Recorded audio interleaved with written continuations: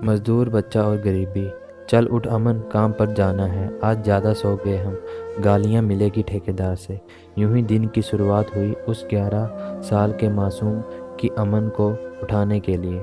जब 12 साल के अजय ने आवाज़ लगाई, हड़बड़ा कर अमन उठा और विजय से बोला, भाई गलती हो गई, आज मेरी वजह से तुम्हें भी गालियाँ मिलेंगी। अजय ने कहा, कोई बात नहीं, गालियाँ रोटी सी लगती हैं, आखिर भूख का सवाल है। इतना कहकर दोनों फुटपाथ से उठे और पास के प्याऊ से पानी लाने के लिए पुरानी प्लास्टिक की बोतल लिए दौड़े दौड़े गए।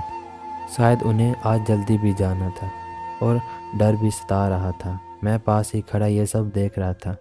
बहुत से विचार मन में उबाल ले रहे थे। परिस्थिति, वर्तमान और भविष्य के सवालों में खो सा गया था। खैर, मुझे भी ऑफिस जाना था और जहाँ वो दोनों सो रहे थे मुझे भी वहीं से ऑटो लेना था। लेकिन आज मेरे कदम ऑफिस ना जाकर उन दो मासूम चेहरों और मजबूर दिमाग को बारीकी से समझने की इजाज़त दे रहे थे।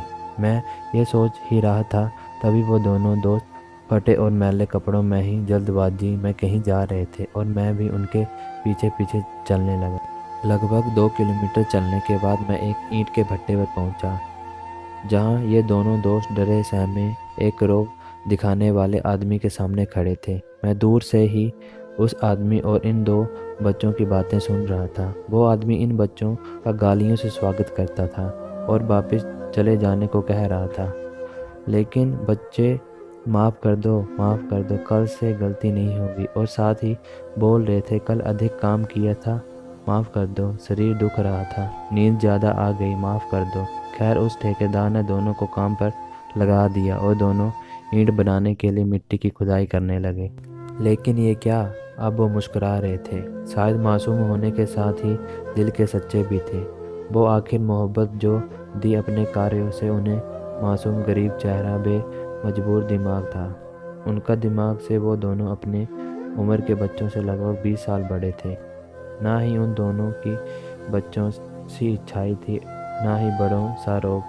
मात्र मजबूरी की आंखों और भूख की लड़ाई ही उन दोनों की काया से नजर आ रही थी। खैर, आज मेरा भी पूरा दिन छुप छुप कर इन दोनों मित्रों को समझने में जा रहा था और लगभग इनकी ज़िंदगी को भी करीब से समझ भी रहा था और सोच भी रहा था कैसे उन दोनों को इस वर्तमान से निकाल कर एक सम्मानजनक भविष्य की तरफ लेकर जाऊं।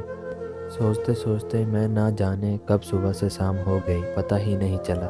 शाम के 7 बज गए थे और इन दोनों के जाने का समय भी हो गया था। आखिर आज भी ओवर टाइम लगाकर ये मासूम चेहरे बेतहासा थक रहे थे।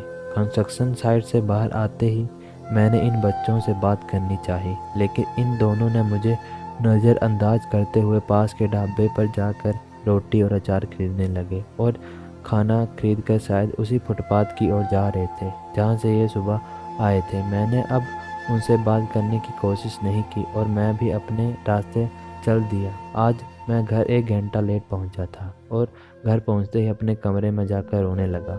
शायद मैंने आज असली जिंदगी को देखा था, बेबसी को पास से समझा था, भूख को तड़पते देखा था, बचपन को मिटते देखा था, गरीबी को रोते देखा था और ना जाने कितने दर्द देखा था। आज मैं जीवन को समझ गया था। आशा करता हूँ कि आपको ये हमारी स्टोरी पसंद आई होगी। इस स्टोरी को शेयर करें और लाइक करें। ऐसी और स्टोरी सुनने के लिए हमारे चैनल को सब्सक्राइब करें और बेल आइकन का बटन दबाएं। धन्यवाद।